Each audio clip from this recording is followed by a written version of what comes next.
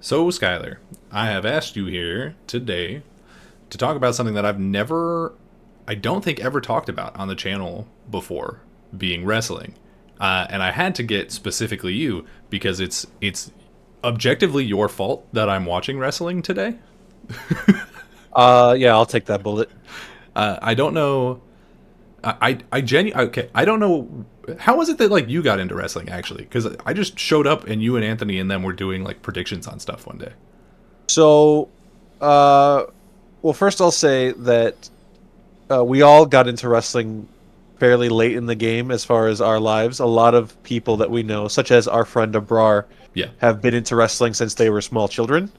And that's typically the story that you hear. You know, people have been fans of wrestling for as long as it's been a thing or as long as they've been alive.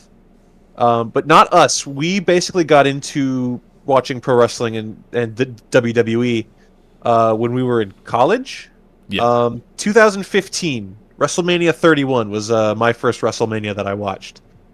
And essentially what happened is you mentioned Anthony. Me and Anthony went to college together, and we just like came home. We still lived at home at the time, and we came home to my house, my parents' house, and started watching TV. And then, Monday Night Raw is on, and like I never really cared much about wrestling.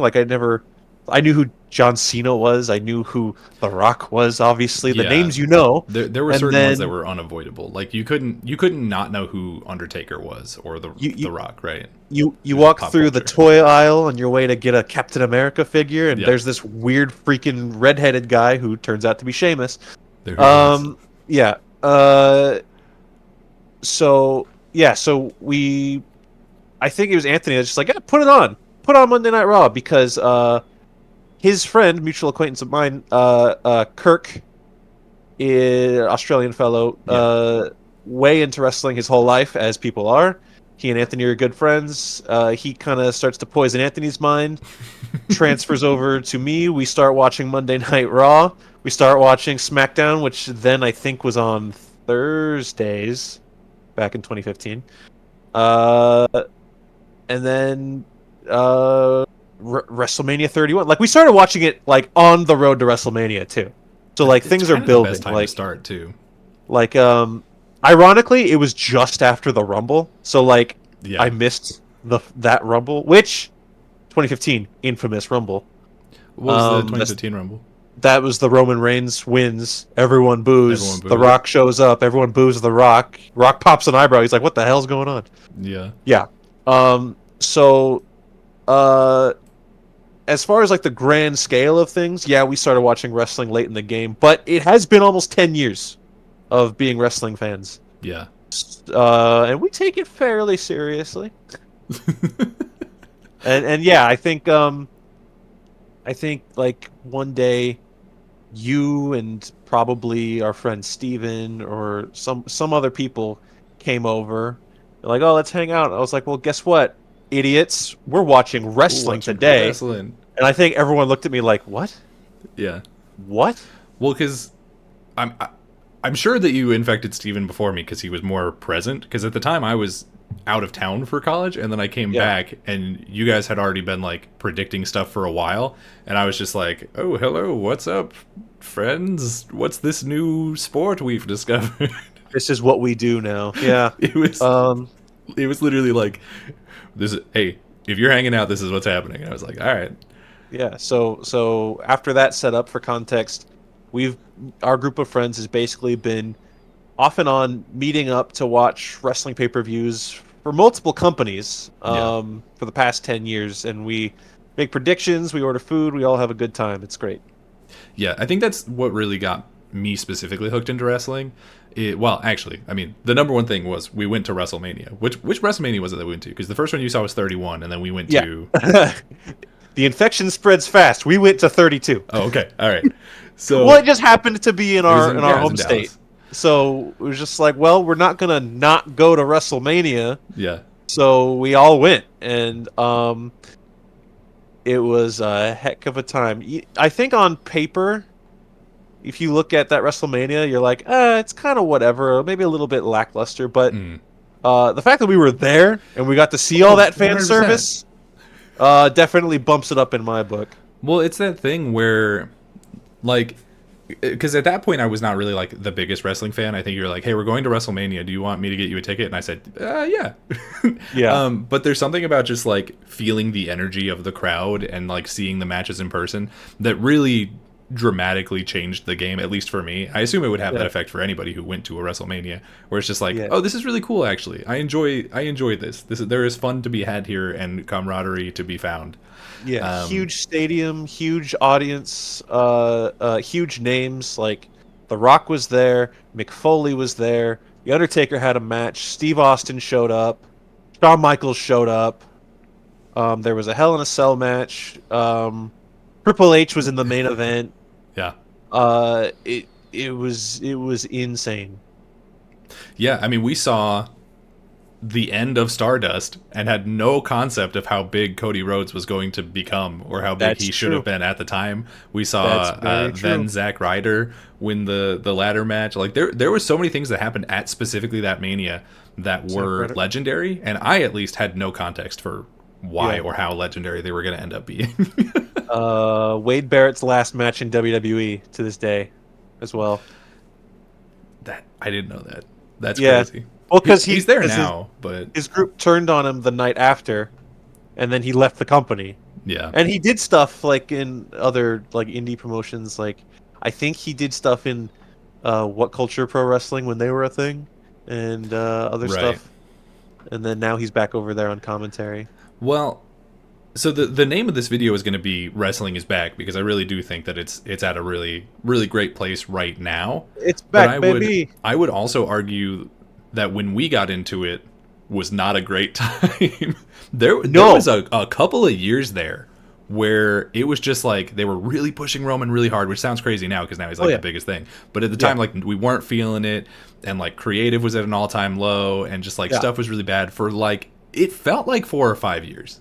Yeah, and there was a downward slope. Like it got worse. Yeah. Oh, 100%. It really was one of those things. I think 2015. It's like if you ever start watching an anime and you watch like an early arc, and your friend is like, "Oh, that arc, huh? Like, what'd you think?" You're like, "Oh, it wasn't bad. It was okay. Yeah." Like because you're into the anime, you're hyped. You're like, "Yeah, I just started. It's doing okay." And they're like, "Oh, well, if you liked that arc, then you're gonna love the whole goddamn show." Are you describing the Skypiea arc of One Piece? Hey, don't talk shit on Skypiea. This was my exact conversation with you when you watched Skypiea for the first time. Skypiea fucks. I love Skypiea. It was alright, I guess. Oh, come on. The live action show better not skip it. Anyways, I'm just hoping they get that far. Anyways, yeah. So 2015, like if you were feeling it then I feel like there was stuff throughout 2016 and 2017. It's like, okay, yeah, we're really cooking here. And then I'm trying to remember my timeline here. It got worse. Yeah. 2018, 2019, there was some record low shit that was happening. Yeah, I buy that. Because for me, at least, in terms of like my enjoyment of it, is it was like I started watching it with you guys. We went to Mania. Then I was watching it every week, all the shows.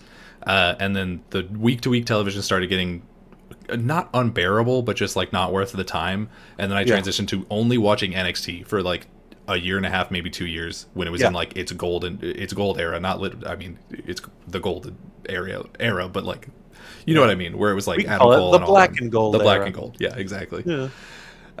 When it was like DIY and all that stuff was going on. And then I kind of fell off for a while until AEW showed up and was like, hey man, here's wrestling again.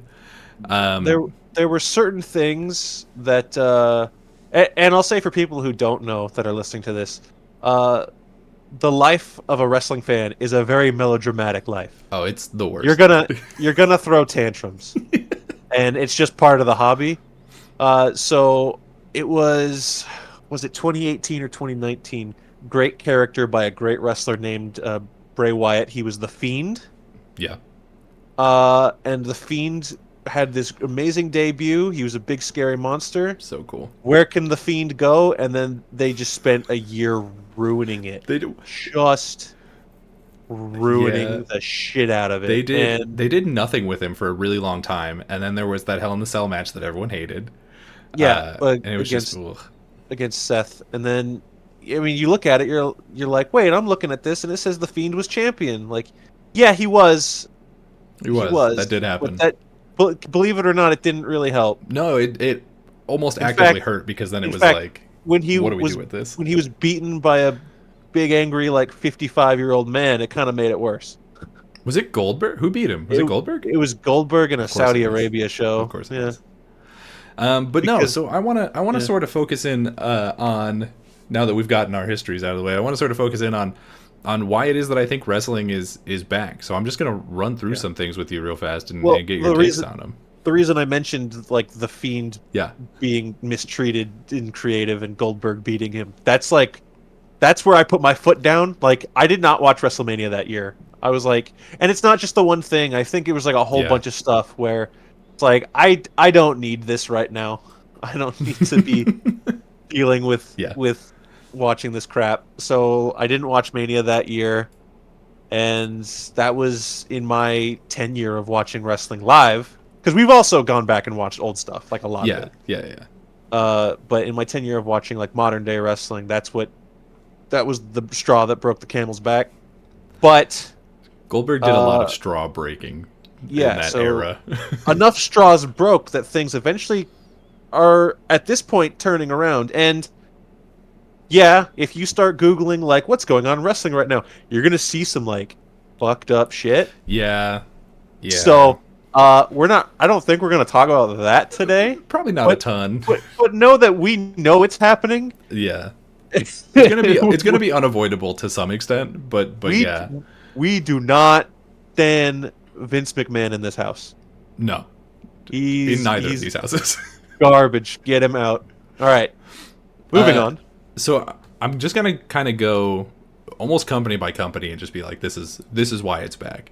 And we have to start with WWE, because that's the one that everyone's gonna know, right? That's it's the Fed, right? That's the cornerstone of wrestling forever. And there's a lot of things going on there right now that maybe I'm not the most excited about. Maybe I'm not the right litmus test for this, but are going to have a lot more people tuning back in. Things like, hey, The Rock is back. Hey, CM Punk is back. Like, there's so many big returns of people who hopefully can still wrestle, or like at least will be a big monetary draw. Like, I don't know how much The Rock is actually going to wrestle, but him just being back attached to the product is going to have more people looking at it. Him sneezing on TV is going to get millions of views. Absolutely. And then kind of the same thing with Punk. I'm also not a fair test for that, because me and Dwayne have a very personal beef that goes back years. But I'm not going to bring that up right now. Yeah. And Punk's made some decisions. Punk does some stuff. Yeah, Punk he's a problem. I think you are overall more negative on Punk than I am. Absolutely. But I'm still not totally in the green on Punk right now. So it's, it is what it is. But go ahead and start kicking off that list. No, I mean that is it, right? Is like there's a lot. I mean, that's not the whole list, but that's like that was the start of it. But no, just having them back, that's massive, right? Like, well, yeah. The fact that I've had people at work who don't watch wrestling come up to me and be like, "Hey, I hear The Rock is back," because they know like I'm the wrestling guy, because I occasionally request off to go watch a wrestling thing. Yeah. Like, that's big. That's it really breaking back into like the zeitgeist of conversation. Like, people know what this is again, right? Yeah. And I think Punk has that same effect, but more so to lapsed wrestling fans. I don't think if you were never a wrestling fan, you would care that CM Punk was back. But if you watched during Attitude, you'd be like, "Oh hell yeah, dude, he's back." Or maybe not Attitude, but like he was after Attitude. Ruthless Aggression. Yeah. What was it? Somewhere in there. Because he was gone for 10 years, so he probably left like right before we started watching.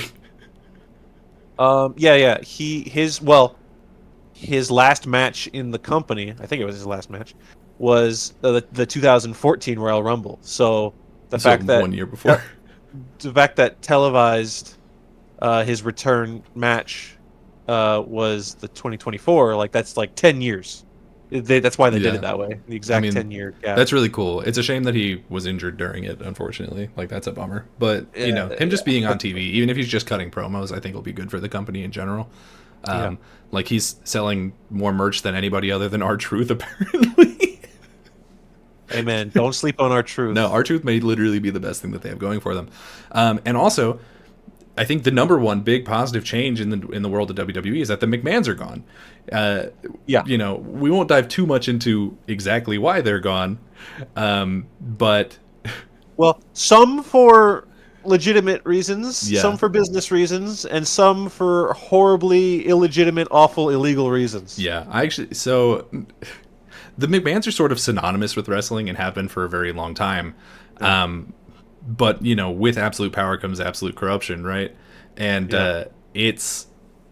it got to a point where they were just actively dragging down the product. Maybe not Stephanie so much, but definitely Shane and Vince, like 100%.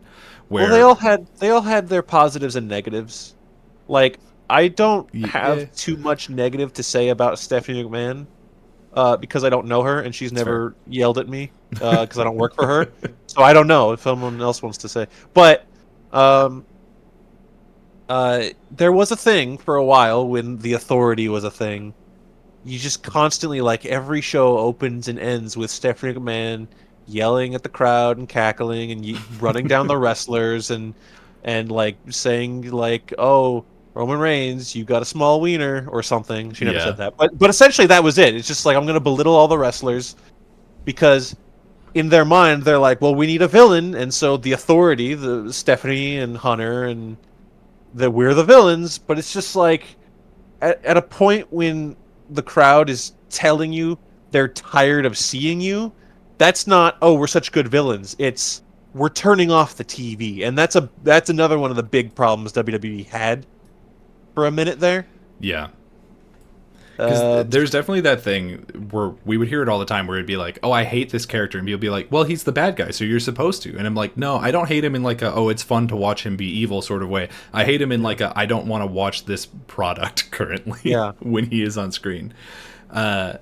Like, there's just so many things where like Vince McMahon fell into the thing of like, oh, we're gonna have these people shave each other's backs, even though they're really talented wrestlers. We're gonna have people just do fart jokes constantly. We're gonna like he was very childish with a lot of his writing, and then just really yeah, terrible behind the scenes. And then Shane McMahon was like, I'm the best in the world, and everyone's gonna think that I'm the best in the world. And also, what if I won the Rumble this year? And like they were an active detriment to the they company were for the entire duration, at least the last I don't know decade that they were working there.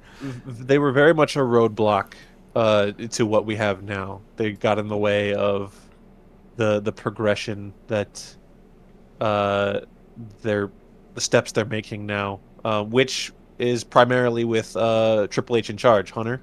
Yeah, Um, Triple H and I mean, hopefully Bruce Prichard will be gone soon too. But like him, Kevin Dunn's gone. Kevin Dunn is We've got gone. The Rock in doing I don't actually know what.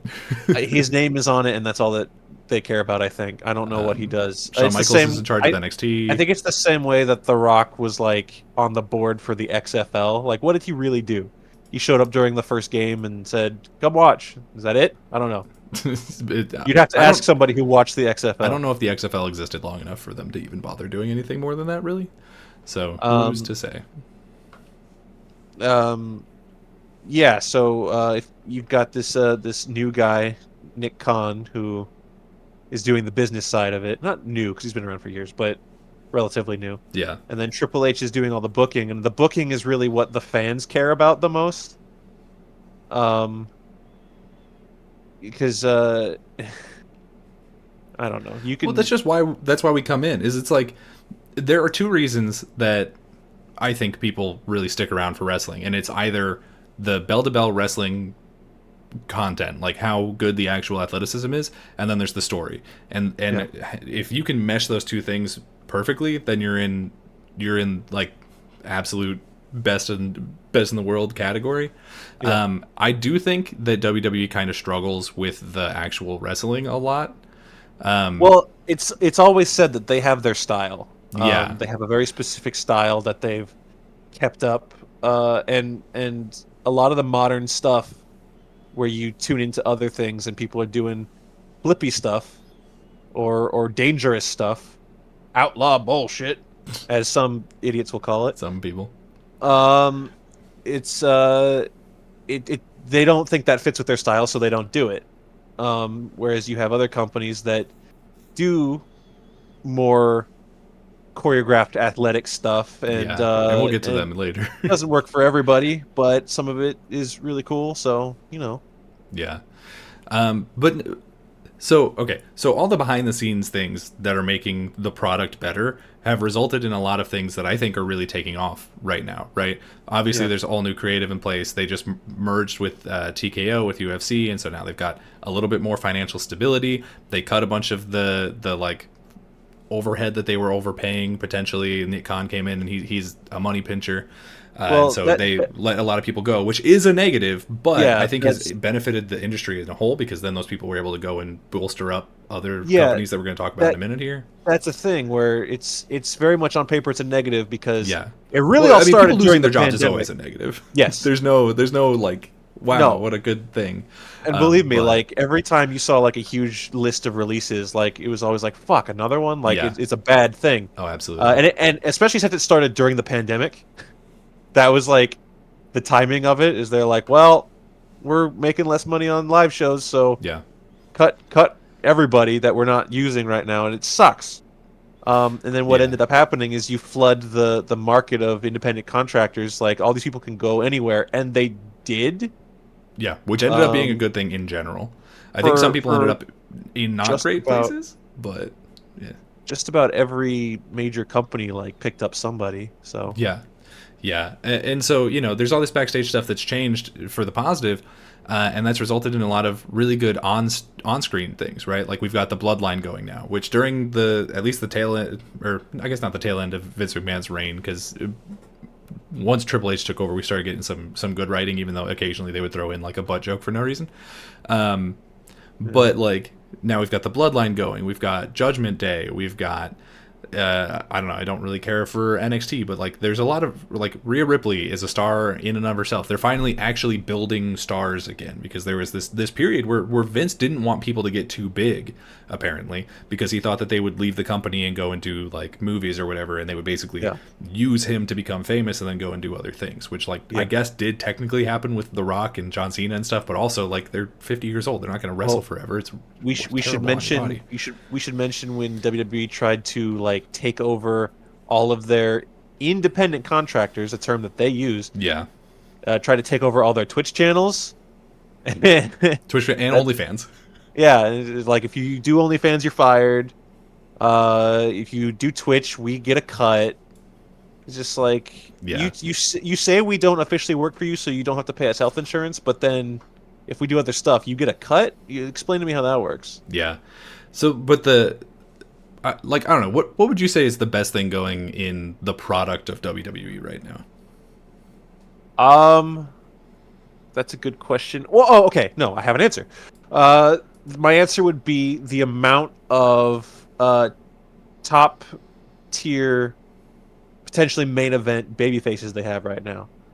That is a new thing. Yeah. For those who are not in the know, because I'm so in the know. Which is going to be the entire audience of this video, probably, because I've not done a wrestling video before.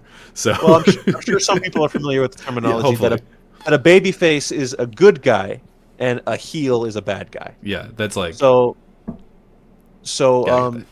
thing that that WWE had trouble with for a good couple years there is they had so many bad guys. Like you've got bad guys out the ears, and then you really only have like 3 or so good guys, but your audience doesn't like 2 of them.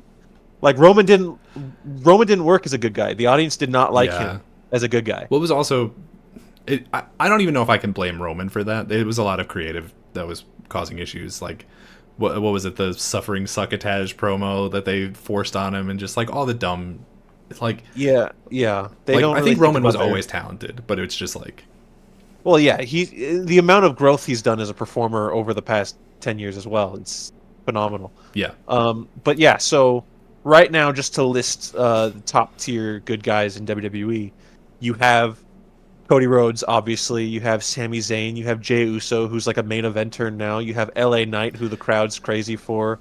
Yeah, CM Punk just showed up, and he'll be a heel eventually, but people are cheering him right now. I feel like he's already kind of a heel. Well, he's a heel to you forever. He's That's just how he's a that's heel gonna to be. me in my heart.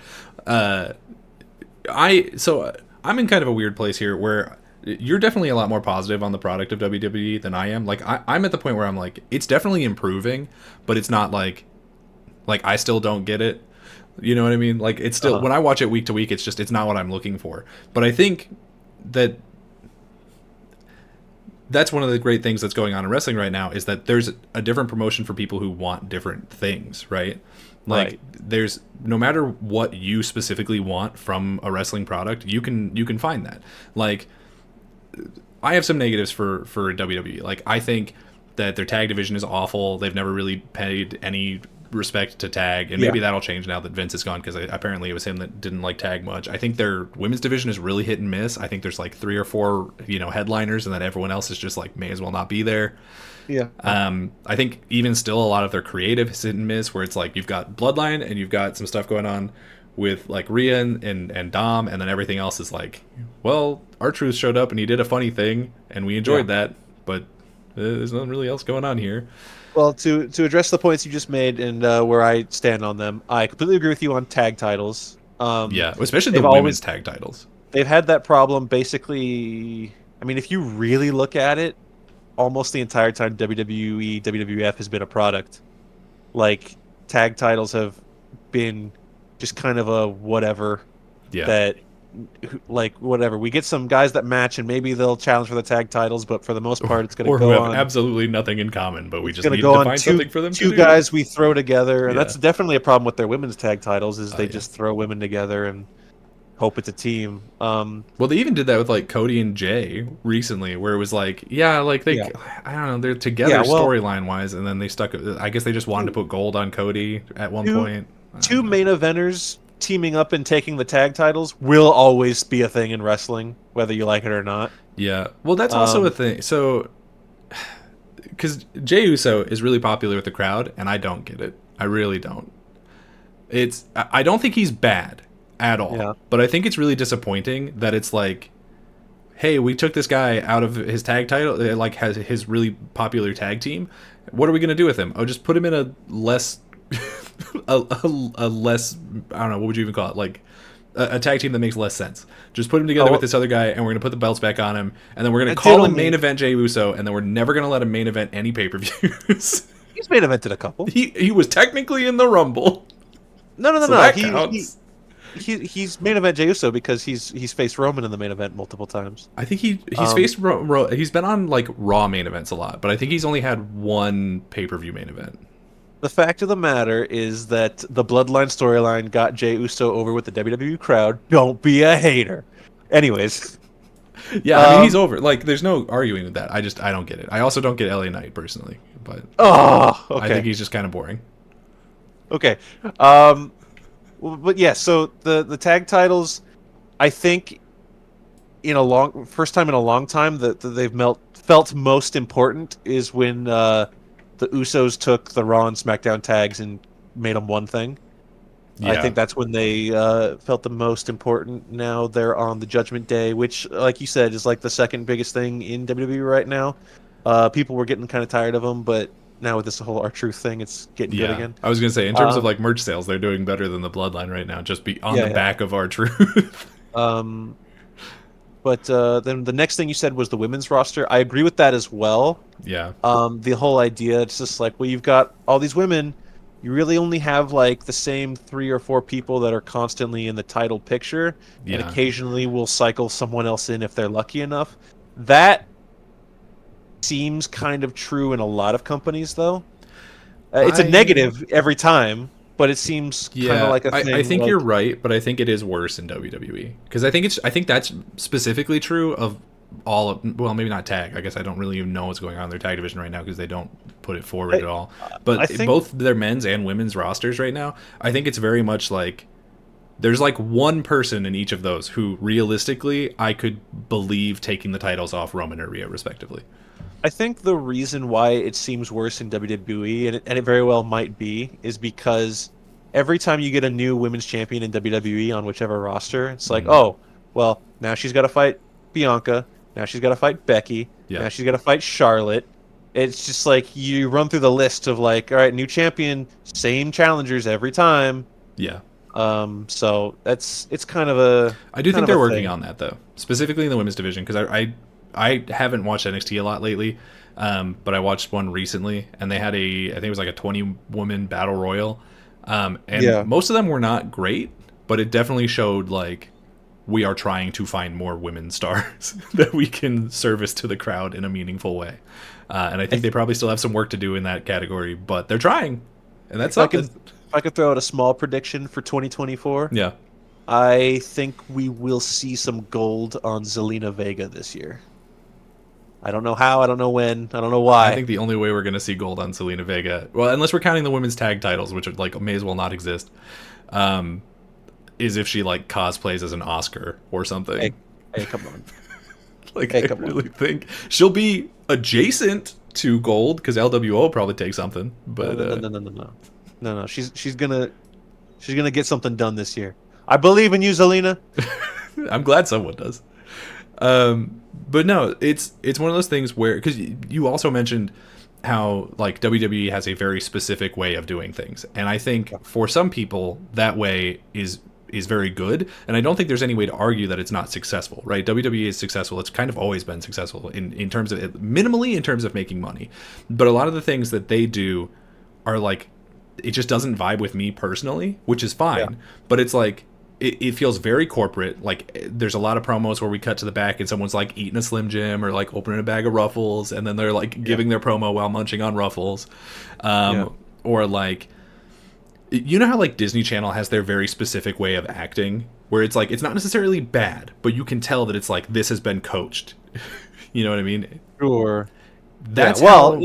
in the case of WWE, it literally has been coached Yeah, from their performance center. that's how specific, more so promos than the actual wrestling, but that's how it feels to me, where it's very like I don't know, almost cartoonish. I don't mean this as a negative, but it WWE feels like it's very much more directed at a younger crowd, and I don't think that's bad. I think that's actually a good thing for drawing in like new fans all the time, right? Well, in a sense, it is like that was like the whole point of the PG era. Yeah, Is John Cena like all like a big chunk of their merch sales is kids buying John Cena shirts and action figures and etc. And they have kind of broken away from that in a sense where every once in a while someone will swear on TV or yeah. whatever. We still don't bleed, which Well, I'm not on not gonna purpose, at least. complain No, about. I don't need them to bleed. I would like some more adult stories, or just Yeah, like more people where their character isn't, and this is especially bad in NXT, but characters where they're not just like, and I'm the Italian one, yeah. I'm Well, the Nigerian general guy. It's and like, NXT right okay, now is throwing spaghetti on the wall to see what sticks. Like because they're that's kind of Italian, like, well, because because I'm they're so the Italian, sorry. because they're the I'm so Italian ones. sorry, the nation of Italy. I apologize, Anthony. Uh, anyways, NXT like because when we really liked NXT, it Yeah, wasn't really developmental as it was supposed to be. It was the Ring of Honor killer. It was we get yeah, all of the big names off of like smaller companies and we bring them here and make them big stars and then throw them on the roster. yeah, Whereas now it is what they've always said it was supposed to be, where we're gonna put this guy in this hat and we're gonna throw him out there and does the crowd like it? No, take the hat off and then yeah. put him back here. Oh, they like him now. All right, do that, and then if you do that enough and people cheer enough, then we're gonna put you on main roster. Yeah, So NXT is that kind of a rough watch right now. it is doing its job. Yes, And you do get 100%. people that are genuinely working, like Tiffany Stratton, people like her.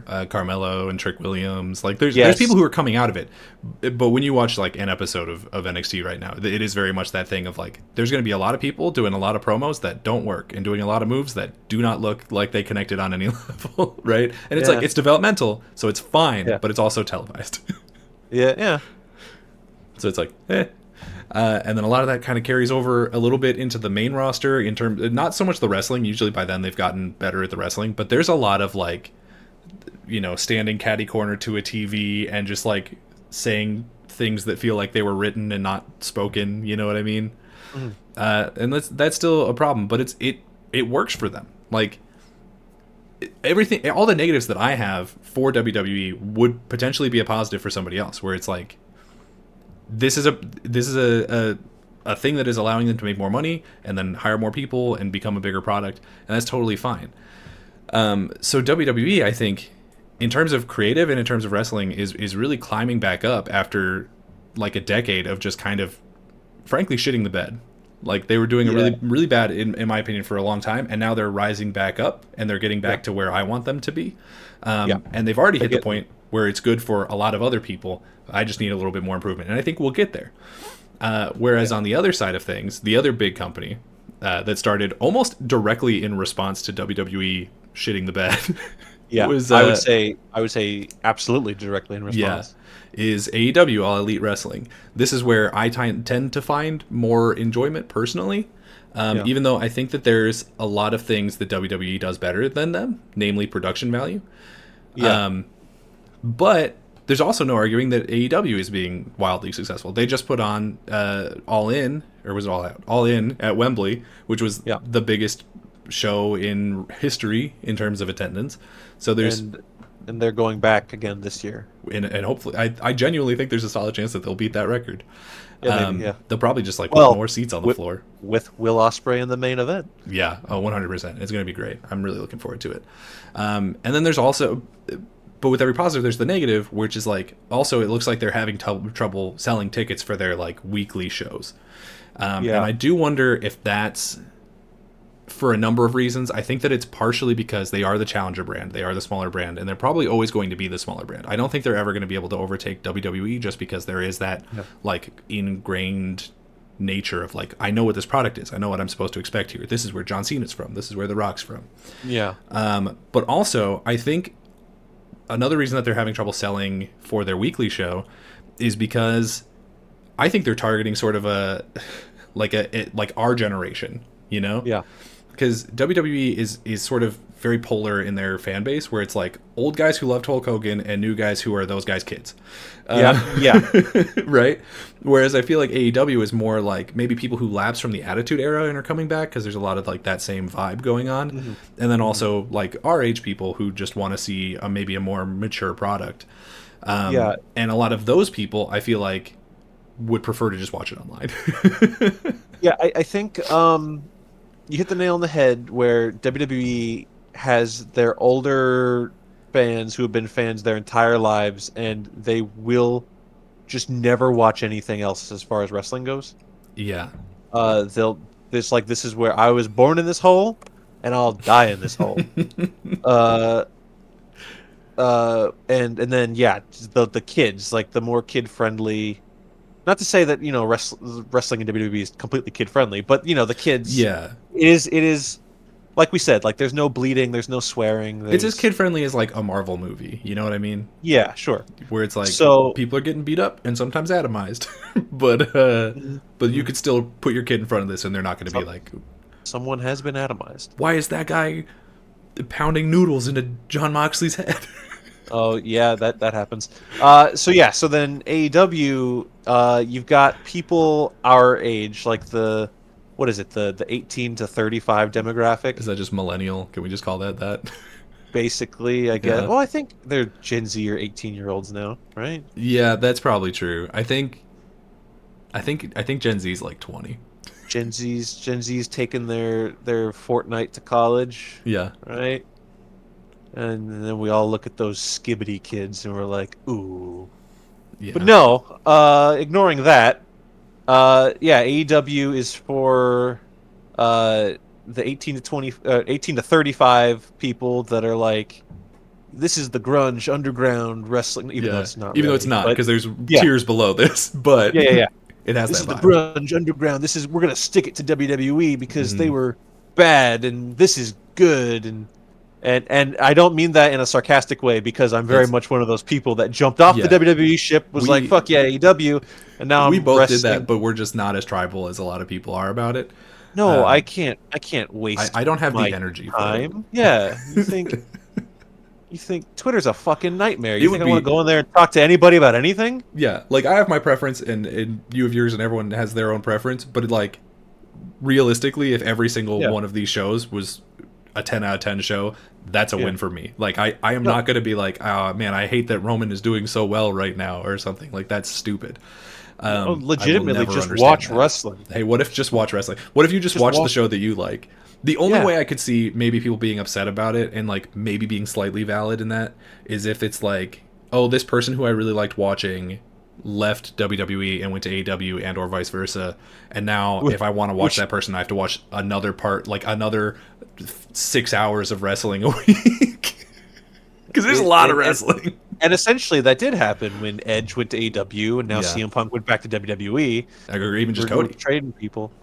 Yeah, so the tribalism between WWE and AEW is definitely one of the major negatives of wrestling today. Yeah, Because imagine, someone subscribes to you, sees this video, which is going to be long, I guess, talking yeah, two it's dudes fine. All my talking videos are about pretty long. wrestling, and then they're like, "Oh, okay, this sounds kind of fun. Maybe I'll check this out." And then one of the first things they're exposed to is some jagoff on Twitter yelling about ratings numbers and saying that WWE sucks shit or AEW Yeah. sucks shit. Oh And man, it's just do like, not engage with the fan base of wrestling. And you know what? This is actually true of I think pretty much all fan bases. Do not engage with the fan base until don't after you have decided whether or not you like the product individually. don't engage with them at all ever. Yeah, You honestly, you can yeah. engage you can engage with us. We won't yell at you. Yeah. It's fine. Come on back. But if you look Hit at subscribe. wrestling, Marvel or DC, Yeah. anime, Dungeons and Dragons, Warhammer, anything. Don't talk to those people, Do not. because once they're a group, they become a mob. It's really that thing. It really is. But Because there's that. yeah, Here's my breakdown of it. Right. yeah, Is I think because we're going to talk about to a lesser extent the more indie shows, even though like TNA is in there, and I wouldn't necessarily consider them indie at this point. But these are sort of the two big companies of WWE and AEW. Like these are the ones that are sort of the well, two big Western companies. Yeah, yeah. Because there's also New Japan, and we'll also talk about them a little bit, as much as we can, because we don't really watch New Japan too much. But I think both have their positives and both have their negatives, right? Like for me personally, I think the writing significantly better on the WWE side. It's a little hit and miss, but when it hits, it's way stronger on WWE. But I think bell to bell, AEW is better. You know what I mean? I think in the ring, I think they generally put on a better show. I agree. I think AEW does have a strong point with writing when it comes to planning things. Yeah. On the Like, occasion that they do a proper good storyline, like I think They- MJF Adam Cole was really good. Like They every do so often they'll set- get a good one. they do set seeds, and they're like, "This is the roadmap, and we know what we want to do." It's not WWE tends to have a problem where it seems like almost every year they're like, "I don't know, we'll figure it out at Mania." It's like, Yeah. well, let's not do that. I mean, Yeah. sure, when you set the seeds and you give hints, and this is the roadmap, you do tend to have things where it's like things seem like obvious, like spoilers for something somewhat recently, but Adam Cole being the devil Yeah. seems really like the obvious choice. But Yeah. that's because it was the right choice. We were talking about it beforehand, and there were a couple of things they could have gone with that would have been really stupid. And so I it was was- like, this is exactly what we expected, but it's kind of boring. But it's also like it's boring because it's exactly what we expected. I was just thankful it wasn't MJF himself. I was I so genuinely worried thought going into that show that was a real that concern. I was like, everyone's so behind him as a good guy now, and then they're just gonna pull one big middle finger swerve, and I'm just gonna go to bed sad. Yeah. But they didn't do that. They did the right thing, even if it wasn't the necessarily surprising thing. Yeah. I also feel like I'll sort of take the side of AEW in this debate, I guess. It's not really a debate, but like I also feel like AEW just feels more real to me. I don't know if that even makes sense as like a sentence, as a thing to say, but there's certain characters where I'm like, I don't think that you would ever have gotten an Eddie Kingston out of a WWE product. I don't No, think you would have absolutely ever not. gotten that. I don't know if you would have gotten Swerve Strickland as he is right now. I don't know if you would have gotten like the Lucha Brothers without them being turned into cartoon characters. You know, like there's a lot of things coming out of the AEW product where I'm like, I like that it's grittier. I like that there's more realism to it. Like Eddie Kingston is a triple crown champion or whatever they're calling it right now. I mean, Absolutely. there's a crown championship and then he has all three of them. I think there's a Yeah. specific word for that. And like that would have never happened in WWE at any point. And it was such a great story. It was such an amazing thing. Like you see the promos that he was cutting back in the day in the Indies in a parking lot. And it all gets to be part of the whole thing because also a thing that WWE does that they're breaking down right now, but has always annoyed me is like ignoring the past of wrestlers who didn't start in WWE. You know, Yeah. like just completely ignoring the Indies, ignoring the fact that people worked at TNA or whatever. Which they just brought Naomi back at the Rumble, and Yeah. obviously they're acknowledging that she was a champion in TNA. But like that feels better to me. You know what I mean? Yeah. So I'm excited about that. Yeah, it's man, I would love nothing more. And it's such a pipe dream. Like it'll never I mean, they say never in wrestling, but Yeah.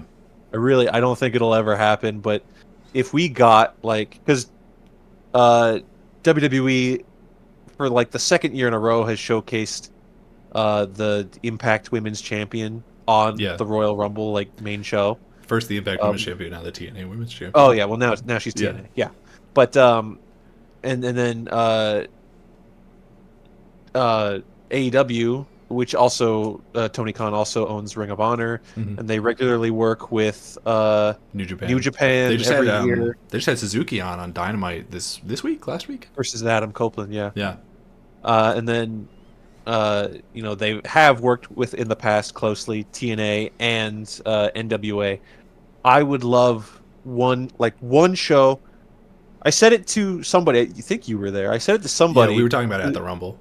It'd be so cool, like not a yearly event, but like once every 4 years, like the World Cup. Yeah. Just like a Worlds Collide event of like WWE, TNA, AEW, New Japan. And it's not like every company has to face off against each other. Like there Yeah. could be specific cross-company feuds that all boil together. It's such like a video game, like my personal fantasy booking thing. It's literally the, could Superman fight the Hulk? Yeah. It's the same thing. But if these rich assholes would just talk to each other, then Superman could fight the Hulk. And here's the That's thing. what I'm saying. Is I think we're closer to that reality than ever before right now. I think that the fact that we're seeing TNA people show up on WWE television and be named as TNA people is like their first step to opening that forbidden door. I genuinely think with the McMahons gone that this is a very real possibility. I really, really think that we can start seeing things where maybe not their top guys. I wouldn't necessarily expect like Roman to show up, but is it completely out of the realm of possibility to be like, hey, Sami Zayn, you can go, or maybe not Sami Zayn, that's a bad example, but like, hey, AJ, do you want to go have a match at TNA? Right? Like, I could 100% see that happening at this point. And yeah, that would be cool. That would actually be very cool. Yeah. And it's what am I trying to say? Wrestling's back, baby. Wrestling is back, baby. I don't know. I just completely lost my train of thought. I don't know. But yeah, it would be super cool. No, I think if just the biggest hurdle to that right now is because TNA is able to be showcased on WWE for two reasons. One, WWE does not fear TNA at all. No, not even a little bit. TNA has been around for a good long time and have proved that they are not a financial threat, like whatsoever. And two, TNA would absolutely say yes. Like, why would they ever say no? Like, oh, do we want our women's champion on your fucking show? Absolutely. Oh yeah, it's definitely a win for TNA to have Jordan Grace show up on the Rumble. But that barrier of discussion, like WWE and AEW are nowhere close to having those talks, and it's because they're so heated in like this competition of I don't Yeah. even know how much they take it seriously on a financial sense, but like they don't like each other because WWE always attempts to counter program AEW by putting like an NXT show on the same day as Yeah. AEW's pay-per-view, and Tony Khan uh, will Take his tweet up a Twitter storm. away. Take his Yeah, Twitter away. Get take off his it. Twitter away. Tony Khan, Tony. you're such a cool guy, That's my and biggest negative about AEW, honestly. I'm a Jaguars fan and everything. Uh, you gotta step away from the Twitter, bud. It's Yeah. helping nobody. It doesn't It's make bad. AEW look good. Doesn't make you look good. It's not bringing WWE down a peg. You're proving nothing. Step Yeah. off the Twitter, man. Tony Khan is this is going to sound more hurtful than I want it to. Tony Khan is the worst part of AEW, and I don't mean that in terms of like he's a bad person. God knows we just saw the allegations come out about Vince McMahon. I cannot imagine that being the case for Tony ever. I can't even imagine him throwing a punch 100%. Like I think he is in general a nice person. Don't forget he saw a fight in real life and was scared And feared for his life. Yeah. But it's like he's taking all of this onto himself, and he's also having to like run the Jaguars in whatever capacity he's doing with that. And I think he also has a football club that I don't know which one it is. He does. And it's like he's taking all this onto himself. I think he does pretty much all the creative himself. He does a lot of the like, deciding who's going to get hired and who's going to get fired sort of stuff by himself. He needs to learn to delegate. He needs to, and he started bringing in I just had a brain fart of whether or not it's Daniel Bryan or Bryan Danielson. It's Bryan Danielson. Bryan Danielson. He started bringing him in to like take control of certain aspects of it. I don't think he's doing creative necessarily, but he's like doing some things. And it seems like the Bucks and Kenny are still technically EVPs, but I don't know how much work they're actually taking off of his plate. I don't know. I think if AEW could get like a proper corporate structure of like these are the people who write the creative and these are the people who do this and these are the people who do that, I think they would be in a much better place. And I hope that they do that soon, honestly, because like one of the other things that we've been talking about with AEW, me and you in our personal lives, is like they need to figure out what they're doing with Ring of Honor. I think is another big negative for them. Because there's just so many titles and they're all being defended all the time, and like it's kind of muddy of like, oh well, this person's a trios champion, but are they the AEW trios champion or are they our Ring of Honor trios champion? And so it feels like every time someone comes down to the ring, they've got a belt. It's like, what does this belt mean? Which one is the important ones? I mean, WWE has a lot of belts, but like the fact that AEW has been around like barely a fraction of the time WWE's been around, and they have more belts. Yeah, it's nuts. Yeah, I mean, and a lot of that is due directly to them purchasing Ring of Honor and then just keeping it pretty much as is. I think that we've had discussions about this. I think that Ring of Honor should just be their developmental brand, and they should just leave the stuff over there like how it is with NXT and just not really have it defended on television unless you have a really big match, like a really big match that you want to show off someplace, or it's like this person from Ring of Honor is having a match with somebody from AEW. Like I would leave them largely separate other than that.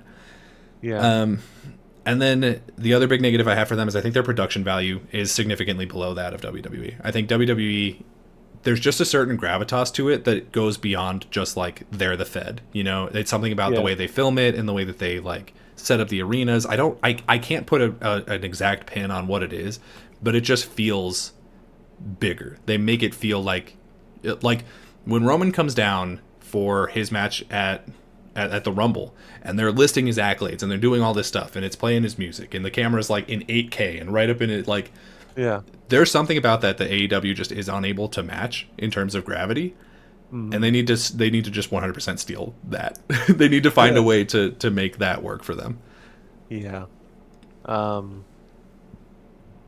essentially a moment like that, like when Kenny was the belt collector. It's the same thing. Yeah, and one of the biggest things that company has done, like in its tenure, is Kenny being the belt collector.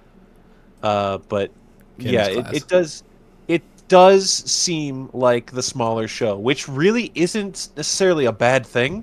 No, I think that there is an aspect to it where that does help their image a little bit, because it's like there is an aspect of their vibe that is like We are we are the outcasts. We are the people Yeah. like the misfit toys that didn't fit in WWE. There's a lot Yeah. of that energy, and I don't know how long they should hold on to that because some of it's kind of annoying. Like I don't need them to be like fuck you WWE like every other Well, week, and they haven't done that in a while. I don't think. ironically, the person that did it most was Cody. True. And he's the And first one to Punk. go back over there. And Yeah. Punk. Hey, wait a minute, you two. Get back over here. We need to talk about this. She do protest too much. Yeah. But I think that does play into their thing because there is we said it earlier, there's people who work at AEW who are doing great things that would just never get the time at all over in WWE. Yeah. Well, not just younger people or people from the indies who've like done a lot to like prove their time in the scene, but like look at the respect that they've given to actual legends of the industry, like WWE did our boy Sting so dirty, Yeah. and AEW was like, that's not how you're gonna go out, bud. I do think they've done you're right, they've done a really good job with, maybe there's one or two that I'm forgetting that they didn't do, but with legends in general, I think Arn Anderson, he was good for when he was on TV. He hasn't really been on TV, I don't think, at all lately, basically No. since Cody left. I think Sting's been doing great. They brought Ric Flair over, and he hasn't been as cringe as I thought it was going to be. Like he's been doing okay. He I think is he threw Ric like Flair. one punch. I enjoy Jeff Jarrett Tully being a was little there. dickhead. Like that's Yeah, fine. Jeff. Like they're bringing these legends over, and they're not using them as like a way to almost like squash the new people, like how Goldberg was being used. Yeah. Or even Brock to an extent, although I guess he's still a current wrestler, so maybe he's Or not, the like, or the legends. WWE thing of we've got goobers right now, so let's have the Dudley Boys come out and put them through a table. Yeah. They don't really do that. I mean, they have. Well, if I say they do, but different, it sounds very hypocritical. I'm not on a side, but very recently we were there when the Von Erichs were there. Kevin Von Erich and his sons. Yeah, I don't remember their names. I do I'm not remember sorry. the children. I'm sorry, boys. You weren't in the movie. It's not my fault. um, when they were there, and you're in Texas, and Kevin Von Erich comes out and he does the Iron Claw on the bad guys, and it's great. It's big pop. Yeah. I mean, that's classic wrestling. But you see a lot of respect, unless you're Eric Bischoff, then I guess fuck you. I don't even really remember what Eric Bischoff did in AEW. I remember he showed up like once or twice. Showed up once, I think, maybe twice, to like announce something or delegate something, contract signing. I don't even know. Yeah. But did he do like the Bret Hart thing? Like he showed up and showed off a title and then was not really involved in the company afterwards. and then fell off the then stage. just like disappeared. He did fall off the stage that night. He did do that. Glad he's That okay. did happen. No. I don't. It was. I swear it was just like some sort of contract signing or weigh-in or something sporty like that. But then he decided he hated Tony Khan, and Tony Khan hates him, so they're just not. To be fair, Eric Bischoff does seem like a hard person to get along with. Well, he's one of those dudes that's like, I'm gonna shit talk on AW every week, and I'm gonna at them because I need my Twitter engagement, and got my own podcast. It's the Jim Cornette thing.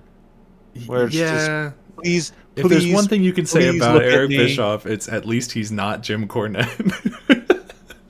Yeah, At least he's not that. yeah. I don't. Jim Cornette's got a whole another thing going on. Yeah. But yeah. But so we've covered the two big companies, so I want to talk a little bit about the companies that we don't watch, because I think they're also seeing sort of a boom period. Certainly TNA, but also I think New Japan is doing great. They're like expanding into the states with New Japan Strong. Like Yeah, they're doing great.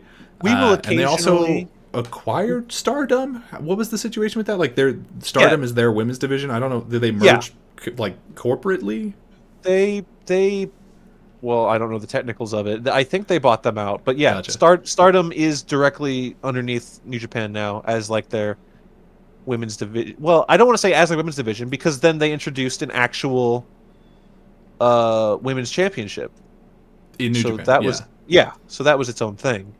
But we do occasionally watch New Japan stuff. I'm not going to pretend to be the biggest Yeah, New we don't Japan like keep up with fan, it, but we are familiar with their big stars and we're fans of them, and we have been to the G1 the one when it and was only here. time it was in the States, it happened to be in Texas, and we Hell went. yeah, eat your heart out. Let's go. It was awesome. It was Um, genuinely great. yeah, it was cool. Come So back. yeah, we'll occasionally watch Wrestle Kingdom. We didn't this year because it's hard to schedule. Let's watch Wrestle Kingdom when it's on like 4 a.m. on a Monday or It's whatever. on at 4 a.m. and it's like 17 hours long, Yeah, and it's it is honestly two kind of dry, days if I'm long. being honest. Um, Um, but yeah, so we got them. Then there's also NWA, which is sort of come back in a weird way. I think EC3 is their champion right now, and I have mixed feelings about him.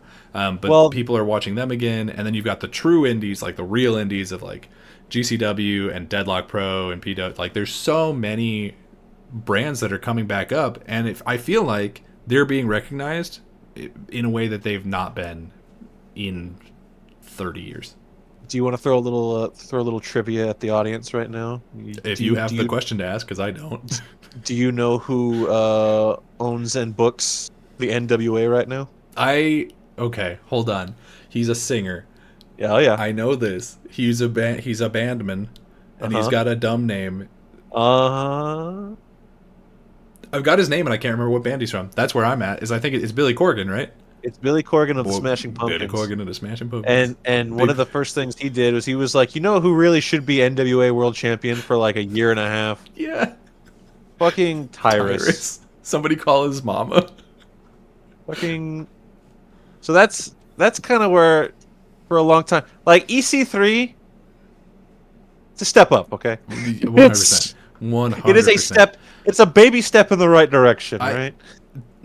I find it hard to like fully get behind anybody who has been controlling their narrative, but Ooh. but I remember distinctly him being really good in NXT, and then I don't know about him as a person. I don't know what that all was about. He really fell off and then like kind of went off the deep end for a little while. But when he was in NXT and he was just being like this hot guy who kicked ass, I was on board.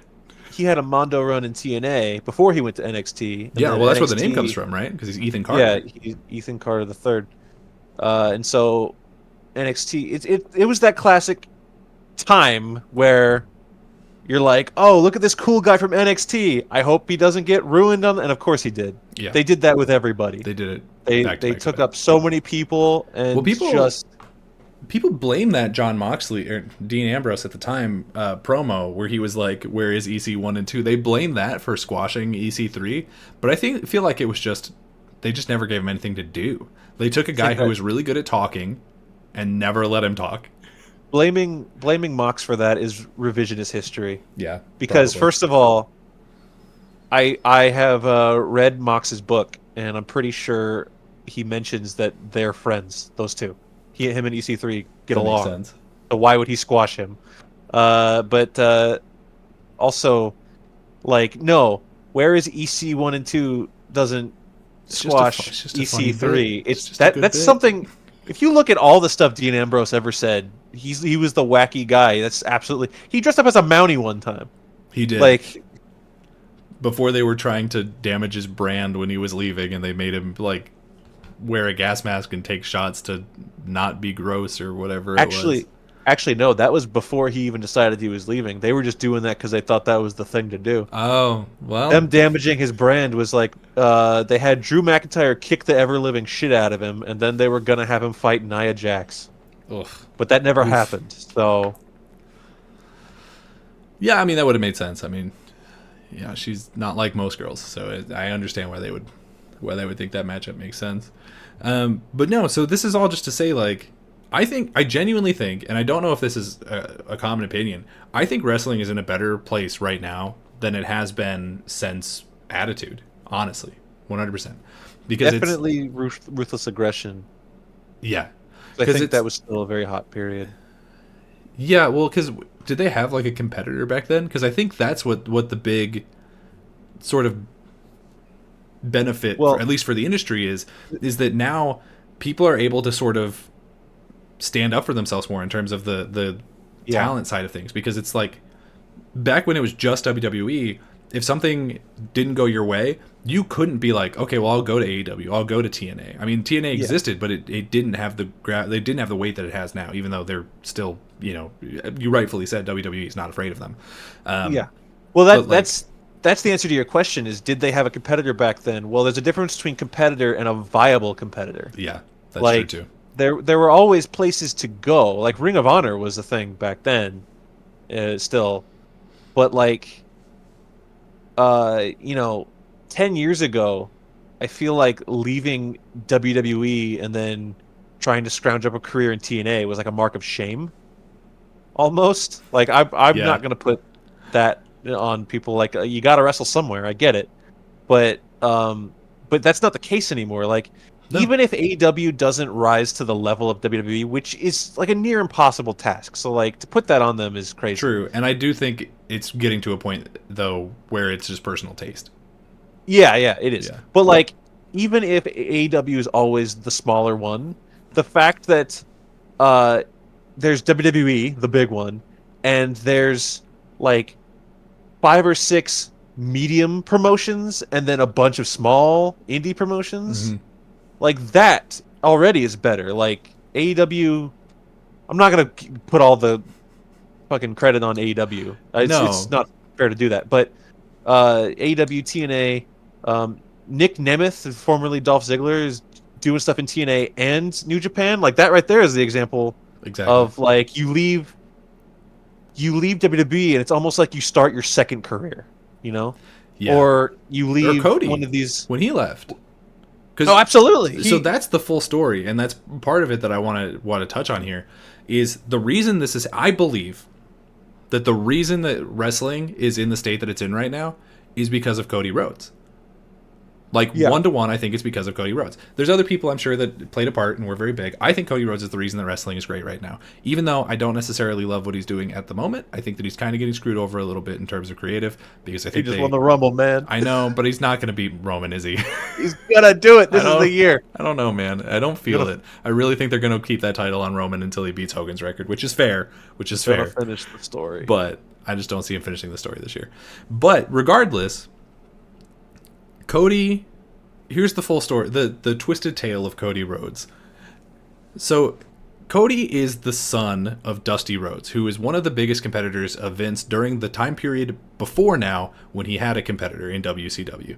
Dusty Rhodes, WCW, and before that, the NWA. Like yes, he was up against Vince for a long time, and then he worked for Vince, and then he left Vince and yeah. uh, But did other stuff again. But yeah, Dusty was the guy that wasn't Vince's guy for many years. Like he was the reason that people watched products that were not owned by Vince until he bought those products. And yes, so when Cody came up, there was this thing of like, even though he was great, even though he was talented, he was never going to get the recognition that he deserved for it because he was always going to be Dusty's kid. And to Vince, that was a negative. That was, you are the spawn of a person who gave me so much trouble. And so he stuck him with this really stupid gimmick of you're going to be Stardust. You're going to be a guy from space who's got stupid face paint and you do the face thing and you're never going to get over it and no one's going to care about it. And you know what? He did his best with it. He did as much as anybody could have possibly done with that gimmick and made it, I'm not going to say made it work, but made it okay. Made it a thing that you could watch. he did have many. Well, I'm not gonna say many, but he had multiple gimmicks before that, like dashing Cody Rhodes, With the or mask. when he had his face mask when he broke his face, and that was like styled off of Doctor Doom, legitimately, Yeah. because Cody's a big freaking nerd. But yes, Cody was never, even before they made him Stardust. You could tell that he was suited for mid card at best. Yeah. He was never going to be the guy. The best thing he had going for him was his like Intercontinental title run, where he brought back the white stripe title or white strap title, and but yeah, he was mid card. He was never gonna be a main event player. Nope. It's a story you hear a lot about people in the WWE system, like Daniel Bryan's entire career run there was fighting that. Yeah. Until he he was a small guy. became like one of the biggest WWE guys, and then But yeah, so then Cody leaves WWE and he goes, I think, pretty much directly to New Japan and joins the Bullet Club. And all of a sudden, the Bullet Club becomes the biggest thing on the planet. They existed before. He Yeah. didn't create the Bullet Club or anything. But all of a Yeah. sudden, you're seeing Bullet Club shirts at WWE shows. You're seeing Bullet Club shows or shirts on the street when you're walking through the mall. You're seeing they're being sold in Hot Topic before WWE shirts are being sold there. Bullet Club becomes a sensation. Everybody Yeah. knows, everyone in the wrestling community knows who they are, even if they don't watch New Japan, because they are that big, they are that popular, they are that good. And that's where he meets the rest of the people who would go on to become EVPs of AEW. He meets Yeah. the Bucks, he meets Kenny, he meets Hangman, who I don't think was an EVP, but whatever. No, he doesn't have any backstage responsibilities, I don't think. And they become such a sensation within New Japan. They become sort of their own faction. They're called the Elite. And New Japan is now more popular in the States, at least, than it's ever been. Yeah, I will say a couple things. First, I'll say that I don't think he shot straight over to New Japan because famously Cody had, like, he was very vocal when he was let go and he was like, all right, I'm not in WWE anymore.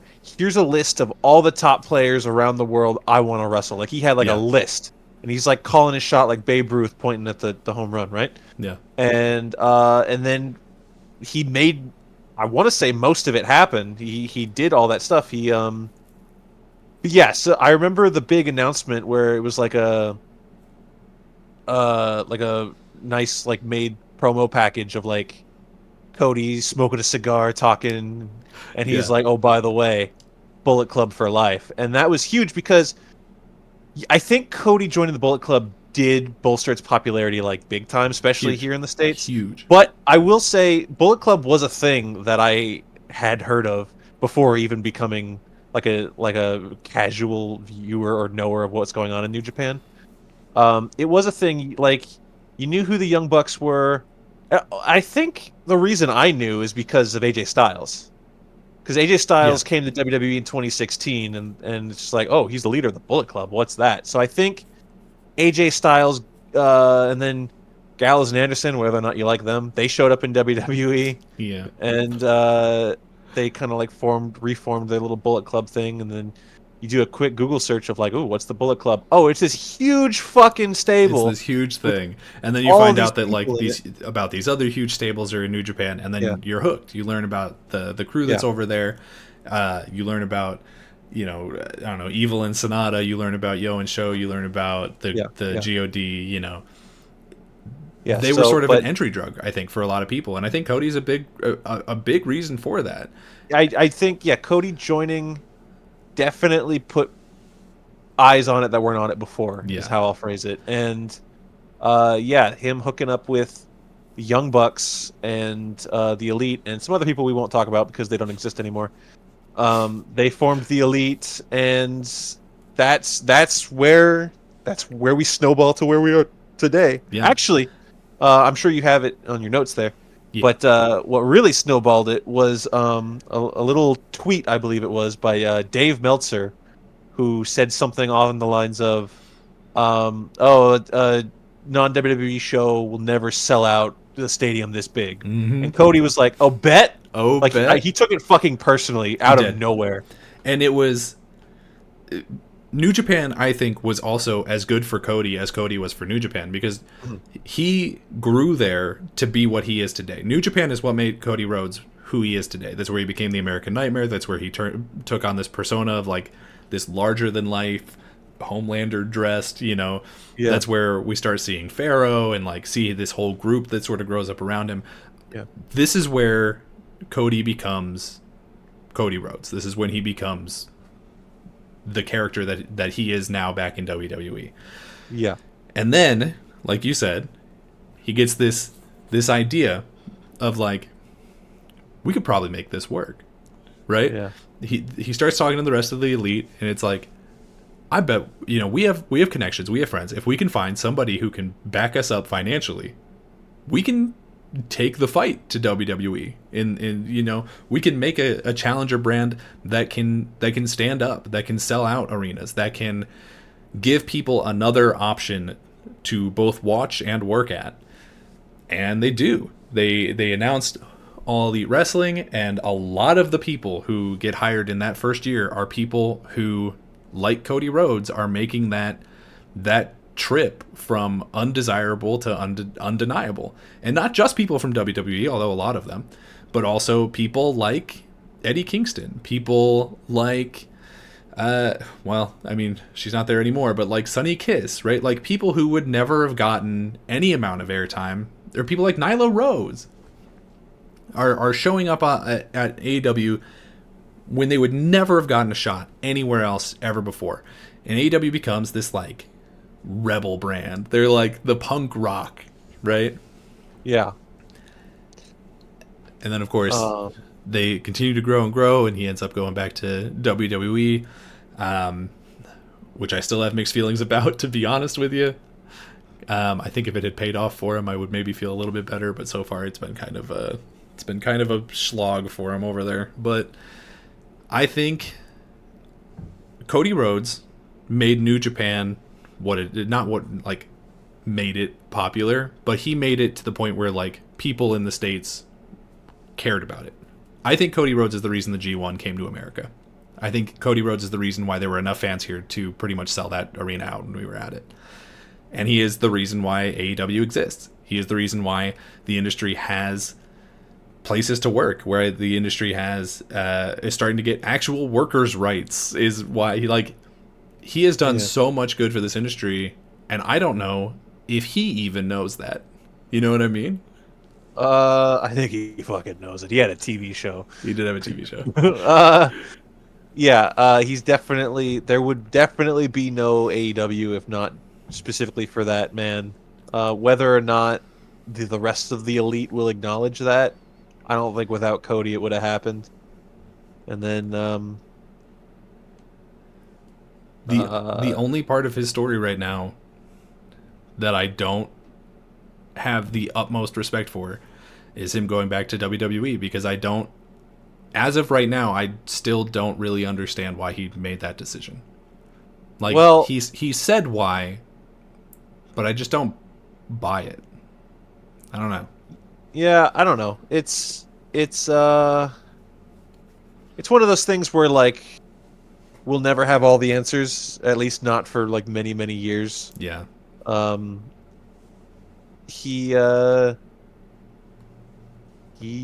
made his decision. I don't know. God bless him. Yeah. I'm a Cody fan. I'm a huge fan of Cody Rhodes. I have a ton of respect for him. I really hope this works out for him, because so far he's been there a little over a year now. Because are we coming up on 2 years? He came back two Manias ago. This will be his third Mania back this year. So it's like, but he came back at Mania. The reason we're coming up on 2 years. The reason it seems like not that much is because he was injured. He was he did that Hell in a Cell thing with his pec off of the bone, and then he came back last Rumble, won it, Mania, and then now this Rumble won it. And he's gonna do Mania. Yeah, it's been he just hasn't really been able to capture a lot of like. Not that he's not popular in WWE. I just feel like he hasn't been getting probably what he signed up for, if that makes sense. Like I don't know. There's the talk of the story and like all that stuff, and I just don't think he's done anything with it. I don't know how much the belt is actually important to him. Like obviously it's important. Like I would want the belt, but and I'm not saying like he doesn't want it or shouldn't have it. I'm just saying I think the belt is as important as everything he's been doing the past year, as far as like being like number one babyface on the company and doing all the press he's done and giving out tickets to kids, being the guy. I think he's essentially the new Cena, and I think that's more or as important to him as quote unquote finishing the story. Yeah, and I definitely get that. There's just an aspect of it where I think there's a part of it that'll never 100% sit right with me, even though like it's not my call and I'm not going to hold it against him or anything. But there's a part of it that'll never sit right with me where it's just like he built up AEW. He made a lot of promises to those people in that locker room of like him being the guy. Like he was probably the reason a lot of the people signed up there. And then he just kind of left them. You know, like it almost feels like, and he wasn't saying this. I'm sure he wasn't, because I can't imagine him doing it. But like him leaving felt like a real blow of like not having faith in the product of AEW, and I don't think that's what it was. But I think optically that's what it looks like. I don't really feel that. I think if you put a gun to my head and made me like conjecture, I think something interpersonal happened back there that he was just like, well, I guess I'll go. Like, I Yeah, don't know who. I'm not gonna speculate on who that could have been with. I mean, even if I have theories, like I'm not gonna throw names around, but I think there was something not clicking, and I think it became a this town ain't big enough for the two of us, and took his he took his chips. He walked away from the table, and yeah, I can't say that I blame him if that's the case, because I mean he made it very clear in AEW that he was like, this is my baby, but I don't want to like be the guy that books himself to win the world championship. Like he made that very clear early on. yeah. And so That's if why he he's helped it. I mean, he literally put it into the storyline if he couldn't even challenge for it. yeah, so if he floundered around just like short of just like becoming a full-time coach, like what could he really do if he's not a main eventer and there's potentially people that don't want him there? Again, that's conjecture, but Yeah, well, um because there was aspect of that, but I didn't it come out after the fact that that wasn't what it was. well, I don't know if it wasn't how it went down, but it may have been repaired or something. I don't know. This is Yeah, complete spitballing. I know nothing. I wasn't there. I don't know Cody. I'm sorry. it's okay. He's not going to see this. He will. He'll find me. He'll dox me. But no. Uh, Before we get out of here, I just want to hear your sort of pitch on this. I want to hear Uh-oh. if you were pitching right now to somebody like why they should get into wrestling. Like what do you think you would tell them? Like where would you think you would tell them to start? Where do you think Ooh. what would you recommend they do? Where would I tell them to start? Well, the first thing I would say is if you have any interest, any inkling to get into professional wrestling, you got to come at it with open eyes and open heart. You can't, because some of wrestling is really awesome. Some of wrestling is really physically impressive. Yeah. Some of wrestling is dramatic. Some of wrestling is sad. Some of wrestling is angering. A lot of wrestling is goofy. A lot of wrestling is stupid. Yeah. Like I saw a clip the other day that was like, oh, I tried to get my friends to watch the Royal Rumble with me one year, and this is what the first thing they saw, and it was the New Day, Xavier Woods and Kofi Kingston slapping each other's butts. And it's just like, yeah, if you get someone who's like, oh, you like sports, right? You like football or you like UFC, watch this wrestling with me, and that's the first thing you see, you're gonna look like an asshole, and they're gonna get up and walk away. Yeah. But if you come at it with an open heart and know that this is entertainment. Also, if you feel the need to say like it's fake, well then okay, Yeah. you've missed the point. That was going to be my point. Because of course we know this is not real. This is television. It's a television show. Yeah, it's performed live in an athletic sense. It's not a sport. You think if I went to medieval times and I thought those were actual knights?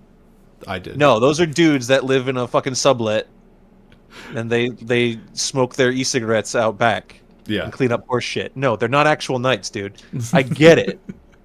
But yeah, so if you got to come at it with a very open mind and be like, some of this is going to be cool, some of this is going to be really silly.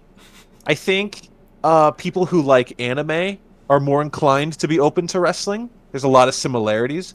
People who like superheroes are more inclined to like wrestling. Matter of fact, if you look closely, if you watch any major pay-per-view, you're going to see somebody with their ring gear designed after a Marvel superhero or or Shayna Baszler. Her gear is always like after Space Marines from Warhammer. Yeah. They're all nerds. All wrestlers are big nerds. Big dumb nerds. And that's you just have to revel in that nerdness. It's not you're not doing this for the cool kids, you know. Yeah. Where do I suggest you start? Anywhere. You could watch any weekly TV and just start to get to know the people. Be like, this guy looks cool. What's his name?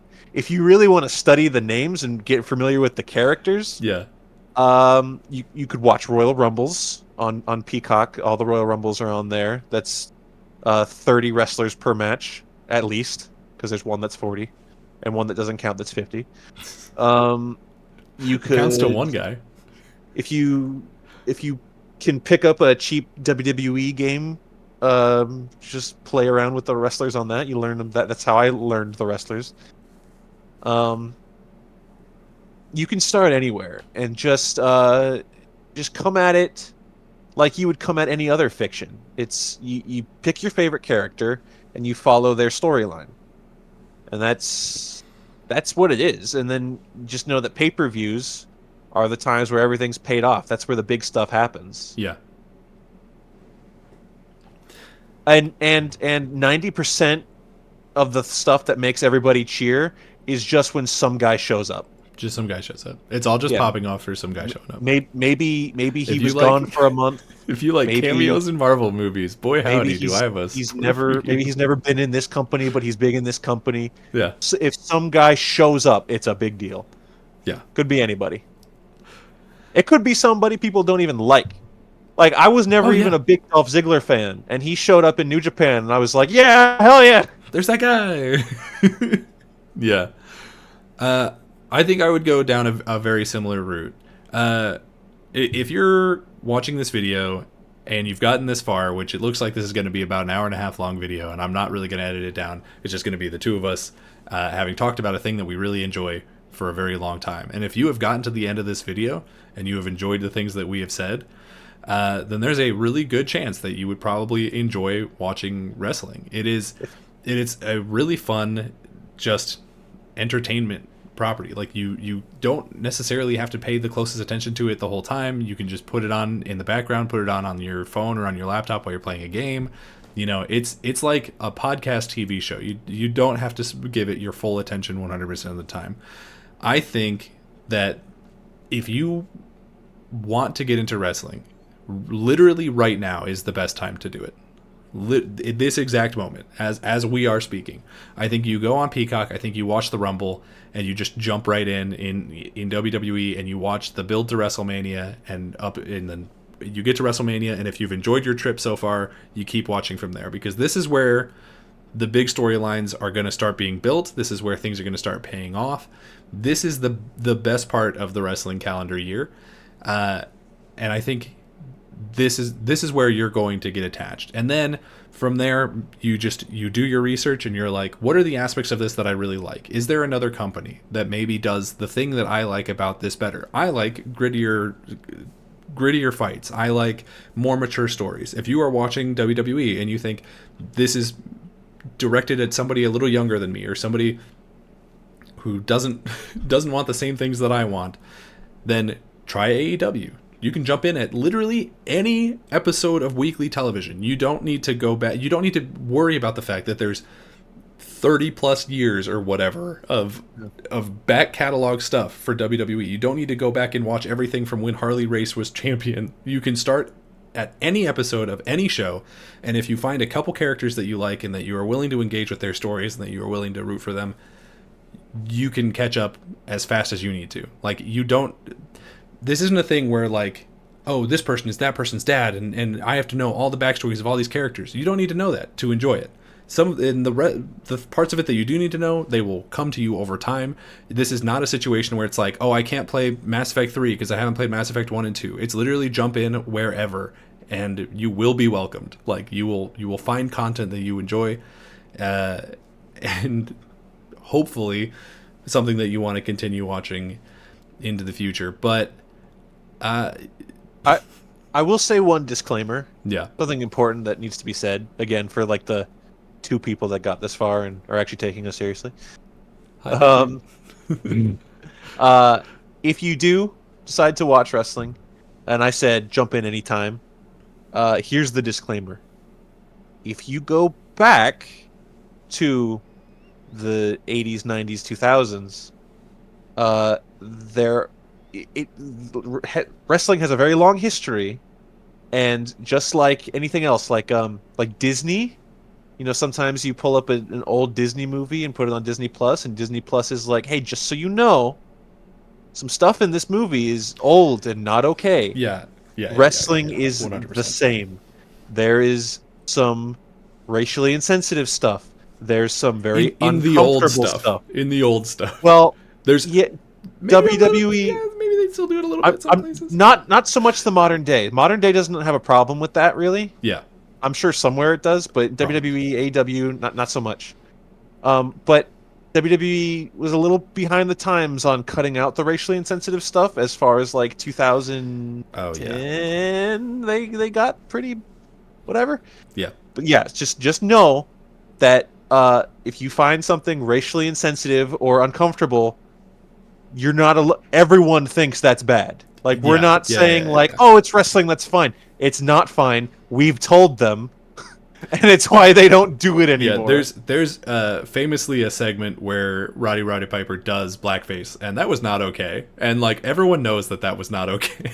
There right? have been racist gimmicks. There have been terrorist gimmicks. There have been a lot of bad shit, and it's like, just be on the lookout. Know that you're gonna see some stuff that the further back you go, right? And another thing is, if you get into this wrestling, especially if you hit the AEW side and you see people talking about like other indie promotions that might be more violent, just know that some shit gets really violent, and if you're not cool with that, maybe stick closer to the WWE side. Do not start there. There's a wrestler named Nick Gage who literally died and was resuscitated during a match, and he tried to go back to the ring. Yeah, the wrestling is great, and I love it, and Sky loves it. Like, there's a huge fandom of it. There's a very dark side of wrestling. There is a documentary called The Dark Side of the Ring, where they literally talk about all of the dark things and bad things that have happened in wrestling. So hey, maybe also if you're a true crime podcast fan, or you have a girlfriend or significant other who is, maybe that's how you get them into it. Is like, hey, listen to this podcast about some bad things that happened, and then we can go and watch the wrestling around that same time period. And part of the bad things is, like, we're saying, like, now is a great time to get on the wrestling train. And now, like, big in the news is this big Vince McMahon controversy. Yeah, we're saying it's a good time to get in because Ding Dong the Witch is dead. Yeah, he's gone. He's. We put up with all of the nonsense so that you don't have to. Yeah, it is done. It's that's definitely a good disclaimer to get out there. Is like, if you do start watching wrestling right now, and you're like, I'm going to go back and watch all of the Rumbles, or like, I'm going to go back and watch all the pay-per-views, there's going to be a lot of things back there that are really cool, and there's going to be a lot of things back then that are not really cool, and that's just a product of the times that they were in, and also a product of the people that were making them, unfortunately. So yeah, that's a good thing to put out there.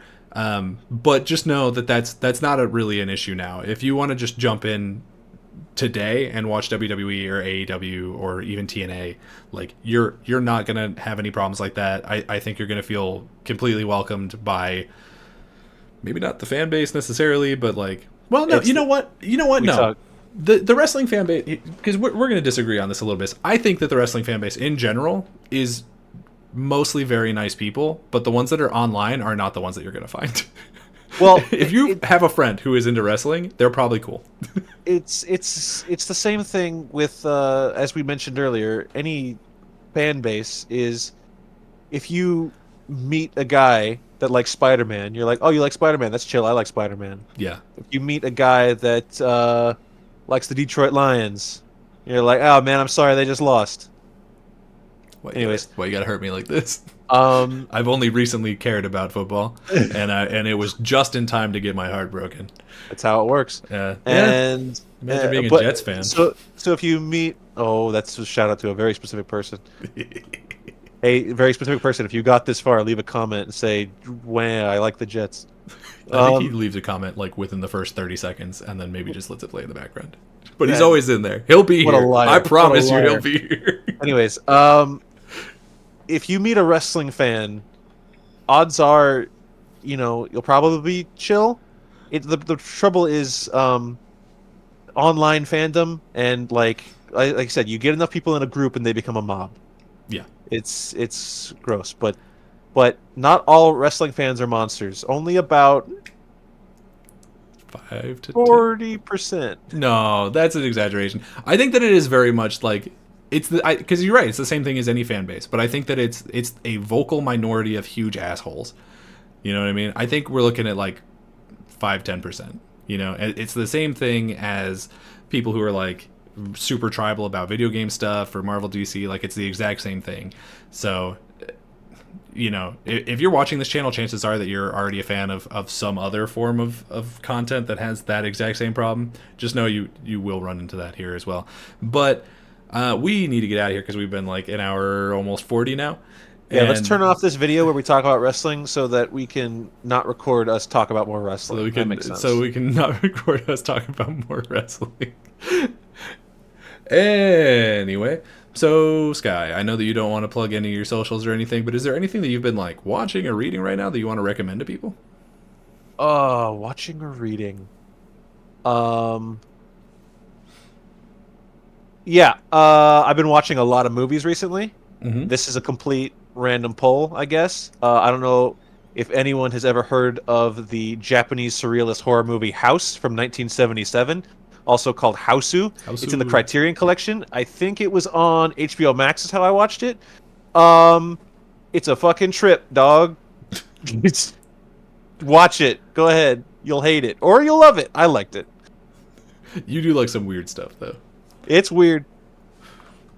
Anyway, thank you so much for coming by the channel, Sky. This is definitely the first time we've recorded something. It definitely did not just like not put something out for a very long time until it became irrelevant. That would have never happened.